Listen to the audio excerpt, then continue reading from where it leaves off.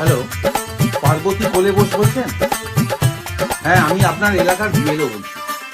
বলছি আপনি যে ফর্মটা ফিল আপ করেছেন আপনার নামের নিচে পিন নাম্বার, তারপর আপনি নাম লিখেছেন সুশান্ত বোস। না না, সে ঠিক আছে, আপনি পার্বতী কোলে বসের সাথে বিয়ে হয়েছে, এখন পার্বতী কোলে বস হয়ে গেছে।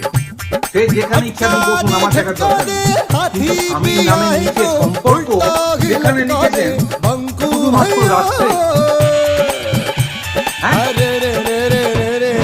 রাতে আপনার স্বামী বাড়ি ছেড়ে আবার সকালবেলা বেরিয়ে